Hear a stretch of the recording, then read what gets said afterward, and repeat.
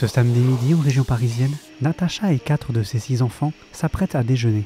Cette famille, très unie, a pour habitude de se parler de tout, y compris lorsque la mère de Natacha est décédée en 2022.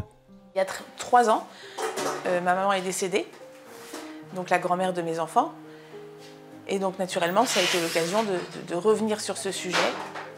Et donc je pense qu'on a plus été présents les uns des autres autour d'elle, puisque je me souviens de ce jour où elle nous a tous réunis autour d'elle pour recevoir le sacrement des malades. C'était une quinzaine de jours avant son décès. Et elle voulait que ce soit un jour de fête. Et puis elle transmettait aussi une grande paix, une grande sérénité qui nous a aidés à ne pas avoir peur. Elle-même n'avait pas peur. Et donc je pense que ça nous a beaucoup aidés. Pour Natacha, il ne faut pas cacher la mort aux enfants et les inclure dans ces moments.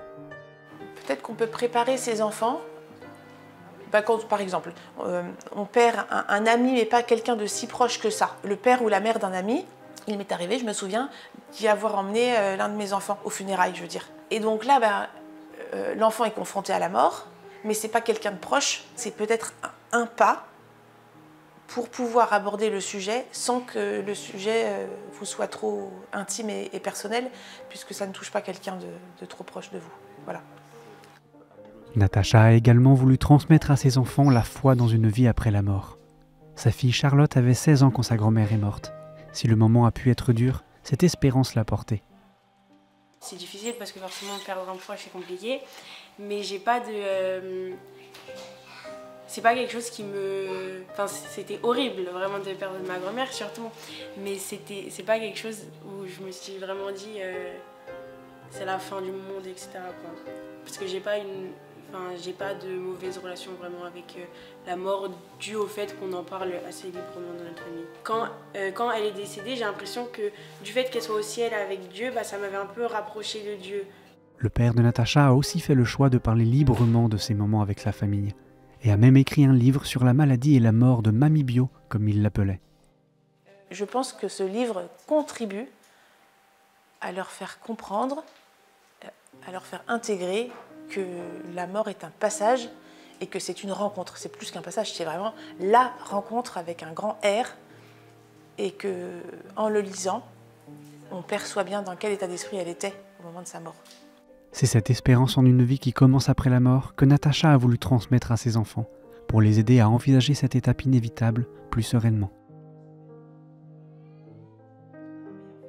Parler de la mort en famille, c'est pas une réalité qui est sortie de son contexte. Au contraire, elle s'inscrit dans une temporalité. Au fond, la mort et le rapport à la mort est très lié à la culture dans laquelle nous vivons. Moi, j'aime bien cette expression qui consiste à dire on apprend la mort au lait maternel. C'est quelque chose de très très présent dans l'individu inconsciemment, mais très tôt dans son enfance, de la façon dont les adultes se comportent. Or, dans la période que nous vivons, en ce début du XXIe siècle, eh bien, on est encore dans cette société dite de la mort interdite, une société dans laquelle cette réalité est très taboue. Donc ça va colorer nécessairement la façon dont le dialogue va se nouer au sein même d'une cellule familiale qui ne peut pas se vivre isolément du reste du monde. Ensuite, ce qui me paraît très important de dire, c'est que le rapport à la mort des adultes est beaucoup plus complexe et beaucoup plus lié à la peur et au tabou que chez l'enfant. Les enfants sont en quelque sorte bien souvent nos maîtres du point de vue du rapport à la mort. Pourquoi ? Parce que l'esprit d'enfance, c'est un esprit qui accueille le réel tel qu'il est. Et donc la mort est une réalité qui, lorsqu'elle survient, eh bien, ne suscite pas cet effroi qui est très caractéristique du comportement des adultes. Je vois des enfants dans les enterrements qui vont très naturellement embrasser le défunt, qui vont s'adresser à lui. Enfin, il y a des comportements comme ça qu'on ne retrouve pas chez les adultes. Donc, susciter ce dialogue en famille, pour moi, c'est aussi bien souvent, s'il a lieu, une occasion pour les adultes eh bien, de réaliser qu'ils ont du travail à faire sur cette question, qu'elle n'est pas du tout naturelle et que leurs enfants peuvent leur apprendre aussi quelque chose là-dessus.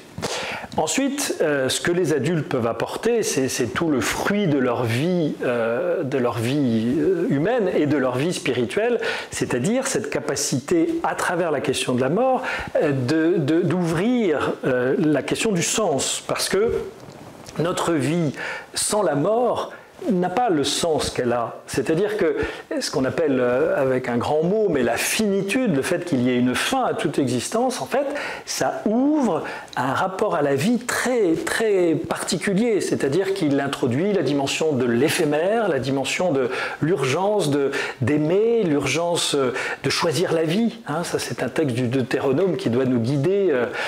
Vois, je mets devant toi la vie et la mort, choisis la vie et tu vivras. Il y a quelque chose de l'ordre du choix. Et ce choix se fait chaque jour et ce choix détermine ensuite, à terme, j'y suis pas encore allé, mais j'en suis convaincu, l'être pour l'éternité que nous serons. Nous le bâtissons tous les jours de notre vie. Quand on parle de la résurrection, ce n'est pas quelque chose qu'il faut annoncer comme ça pour la fin. Non, c'est aujourd'hui, dans mes journées. Où est la résurrection? Comment j'ai vécu ces instants, ces parcelles, ces commencements de ma résurrection? Comment j'ai construit cet être pour l'éternité que je souhaite être? Car c'est ma liberté, ce jour-là, ce moment-là, qui sera sollicité. Voilà, donc on est face à un sujet immense, très beau, marqué par la culture du temps que nous vivons, donc dans lequel il faut y aller avec conviction, douceur, sans rien bousculer, mais je le crois avec beaucoup de fruits à attendre et à vivre.